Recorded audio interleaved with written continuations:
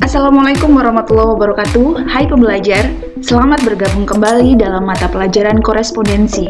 Bersama Bu Ayun, kali ini kita akan membahas tentang KD yang keempat, yaitu menerapkan tata naskah dalam kegiatan surat menyurat bahasa Indonesia. Sehingga nanti Anda diharapkan untuk bisa membuat naskah surat menyurat bahasa Indonesia. Saya awali dengan pengertian surat. Menurut Kamus Bahasa Indonesia, surat adalah kertas yang bertulis, secari kertas sebagai tanda atau keterangan, dan sesuatu yang ditulis atau tertulis. Kamus Umum Bahasa Indonesia mendefinisikan surat adalah yang bertuliskan atau alat untuk menyampaikan sesuatu maksud secara tertulis. Sedangkan Pusat Pembinaan dan Pengembangan Bahasa Departemen Pendidikan Nasional menyebutkan bahwa surat adalah syarat komunikasi yang digunakan untuk menyampaikan informasi tertulis oleh suatu pihak kepada pihak lain. Djoko Purwanto menyatakan bahwa surat adalah sarana komunikasi yang digunakan untuk menyampaikan informasi tertulis oleh suatu pihak kepada pihak lain, baik yang berkaitan dengan kegiatan bisnis maupun non-bisnis. Jadi, yang perlu digarisbawahi di sini adalah surat merupakan sarana komunikasi dalam bentuk tertulis. Selain sebagai sarana komunikasi, surat juga berfungsi sebagai alat bukti tertulis yang autentik, misalnya surat perjanjian. Yang kedua adalah alat pengingat atau berpikir, misalnya surat yang telah diarsipkan. Yang ketiga adalah dokumentasi historis, misalnya surat dalam arsip lama yang digali kembali untuk mengetahui perkembangan masa lampau. Yang keempat, pedoman atau dasar bertindak, misalnya surat keputusan, surat perintah, surat pengangkatan, dan sebagainya. Yang kelima, jaminan keamanan, misalnya surat keterangan jalan. Yang keenam, sebagai duta atau wakil organisasi. Yang ketujuh, sebagai barometer kemajuan kantor. Tujuan seseorang atau suatu organisasi menulis surat, yang pertama adalah untuk menyampaikan informasi. Yang kedua adalah untuk memperlancar arus komunikasi sehingga informasi yang diterima jelas dan tidak salah tafsir. Yang ketiga, untuk menyampaikan maksud dan tujuan sesuai dengan isi hati penulis. Yang keempat, untuk menghemat waktu, tenaga, dan biaya daripada bertemu langsung dengan pihak yang dituju. Surat dikatakan baik jika memenuhi kriteria sebagai berikut. Yang pertama, penggunaan kertas surat yang tepat. Yang kedua, penggunaan bentuk surat yang standar. Yang ketiga, penggunaan bahasa Indonesia yang baku. Yang keempat, penggunaan gaya bahasa yang lugas. Yang kelima, tata bahasa jelas, sopan, dan hormat. Yang keenam, penyajian fakta yang benar dan lengkap. Yang ketujuh, penggunaan singkatan hanya untuk yang lazim dipakai. Yang kedelapan, penggunaan kata-kata umum dalam masyarakat. Di sini bahasa surat memegang peranan yang penting, sehingga maksud surat diterima dengan baik dan mendapatkan tanggapan yang positif. Kriteria bahasa surat yang baik dan benar antara lain, yang pertama adalah sederhana. Sederhana berarti bersahaja, lugas, mudah, tidak berbelit-belit, baik tentang pemakaian kata-katanya maupun kalimatnya. Untuk itu, hendaklah dipakai kata-kata yang biasa dan lazim. Yang kedua, ringkas. Kalimat yang ringkas umumnya lebih tegas dan mudah dipahami, sedangkan kalimat yang panjang biasanya lemah dan kabur, serta tidak cepat dipahami maksudnya. Yang ketiga, jelas. Jelas berarti tidak samar-samar, tidak meragukan, tidak bermakna ganda, atau tidak menimbulkan salah paham. Yang keempat, sopan. Dalam surat-surat resmi, bahasa sopan itu dapat dicapai dengan berbagai cara. Di antaranya, kalimat bervariasi, menggunakan kata-kata yang sopan atau halus, menggunakan kata sapaan atau kata ganti, menggunakan kata-kata resmi. Yang kelima, menarik. Menarik berarti dapat membangkitkan perhatian, tidak membosankan, dan dapat mengesankan pada angan-angan pembaca. Surat digolongkan menjadi beberapa jenis surat. Di antaranya, yang pertama berdasarkan sifatnya, terdiri dari surat pribadi. Surat pribadi adalah surat-surat yang bersifat kekeluargaan yang berisi tentang masalah yang berkaitan dengan urusan pribadi, baik itu tentang keluarga, kesehatan, keuangan, dan lain-lain. Yang kedua adalah surat dinas. merupakan komunikasi tertulis yang menyangkut kepentingan tugas dan kegiatan kantor atau organisasi. Surat dinas bisa berasal dari kantor atau organisasi atau perorangan dan diterima oleh kantor atau organisasi atau perorangan. Yang ketiga, surat niaga adalah surat yang berisi soal-soal perdagangan yang dikirim oleh perusahaan kepada para pelanggannya. Contohnya surat perkenalan barang dan surat penawaran barang.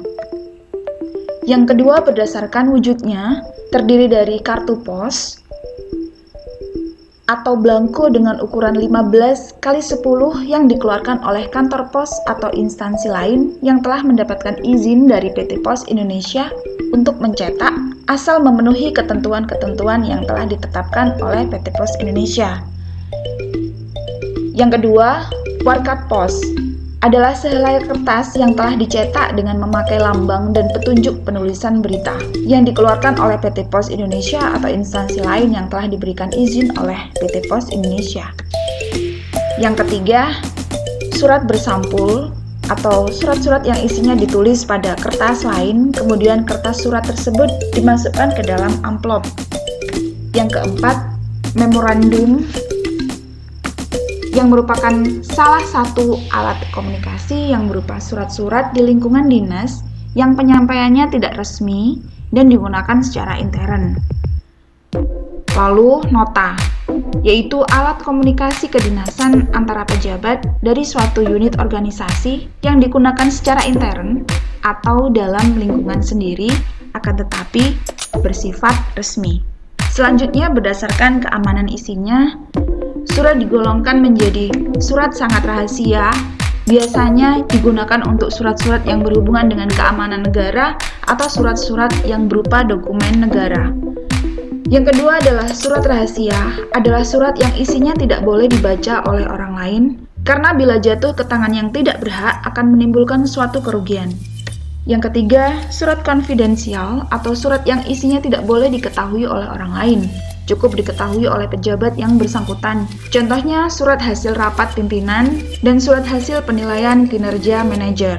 Yang keempat, berdasarkan jumlah penerima surat. Berdasarkan jumlah penerima surat, surat terdiri dari surat perorangan, yaitu surat yang dikirim kepada seseorang atau satu organisasi tertentu. Yang kedua, surat edaran, yaitu surat yang dikirim kepada beberapa pejabat atau beberapa orang tertentu.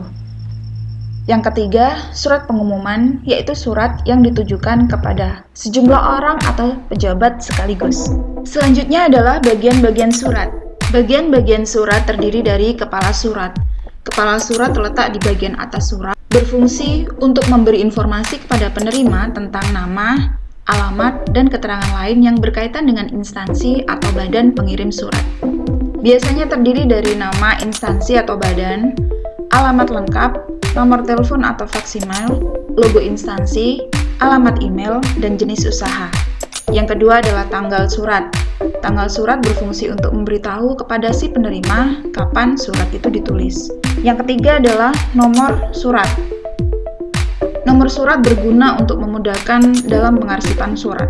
Yang keempat, lampiran surat berguna bagi pembaca atau penerima surat tentang adanya keterangan-keterangan tambahan selain surat. Yang kelima, perihal surat berguna agar pembaca dengan cepat mengetahui apa yang dibicarakan dalam isi surat. Yang keenam, alamat yang dituju. Alamat surat berguna sebagai petunjuk langsung pihak yang harus menerima surat. Yang ketujuh, salam pembuka. Penulisan salam sebaiknya menggunakan kata-kata umum yang biasa digunakan dalam percakapan resmi, misalnya dengan hormat. Yang kedelapan adalah isi surat, merupakan bagian pokok dari sebuah surat. Isi surat biasanya ditaruh pada tengah surat yang berisi tentang penjelasan maksud dan tujuan dari sebuah surat. Yang kesembilan adalah paragraf penutup. Paragraf penutup harus menggunakan kalimat yang baik dan benar. Yang kesepuluh, salam penutup. Berfungsi untuk menunjukkan rasa hormat penulis surat dengan penerima atau pembaca surat. Yang kesebelas adalah kaki surat. Berisi tentang pihak yang bertanggung jawab atas penulisan surat. Sebagai pertanggungjawaban pengirim dalam bagian surat tersebut dibubuhi tanda tangan. Pembubuhan tanda tangan ini sebagai bukti pertanggungjawaban juga sebagai keabsahan dari surat tersebut. Selain itu, ada kalanya surat juga disertai dengan tembusan atau sering disebut karbon copy. Jika isi surat tersebut perlu diketahui oleh pihak-pihak lain selain pihak yang dituju. Pada kiri bawah surat perlu diberi tanda pengenal berupa singkatan atau inisial dari nama pembuat atau pengetik surat. Inisial ini berguna jika terjadi kesalahan atau kekurangan pada surat, sehingga pihak-pihak tertentu dapat menghubungi pembuat surat. Pembahasan selanjutnya adalah tentang kelengkapan surat. Pertama adalah kertas surat.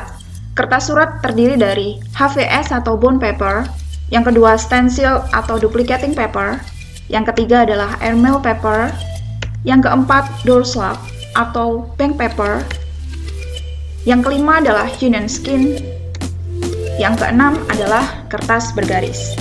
Ukuran kertas juga terdiri dari banyak macam. Akan tetapi yang sering digunakan adalah letter, A4, folio, dan quarto. Bentuk-bentuk surat terdiri dari beberapa macam. Di antaranya adalah full block style. Ciri utama full block style adalah semua pengetikan dimulai dari kiri. Yang kedua adalah block style. Ciri utama block style adalah pengetikan pada isi surat lurus, akan tetapi tanggal dan kaki surat berada pada sebelah kanan.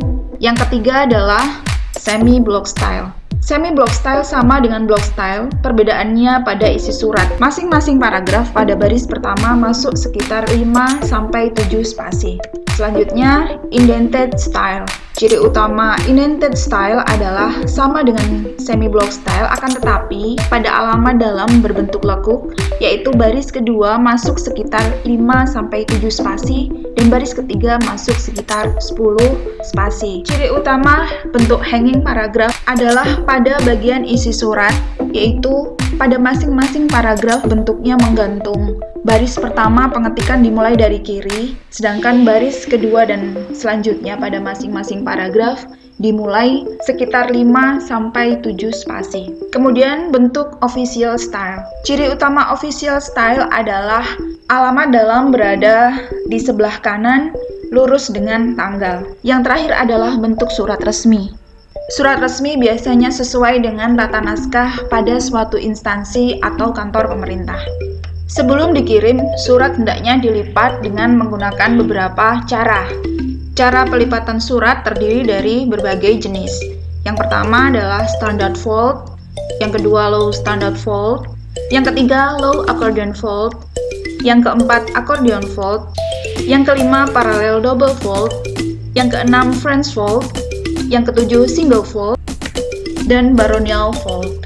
Sampul surat biasanya disesuaikan dengan ukuran kertas.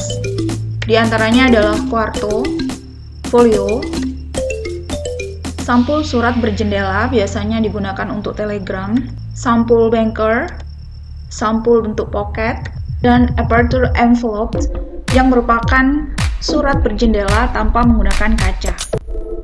Demikianlah penjelasan tentang tata naskah surat menyurat. Selamat belajar dan semoga sukses. Wabillahi taufiq wal hidayah. Wassalamualaikum warahmatullahi wabarakatuh.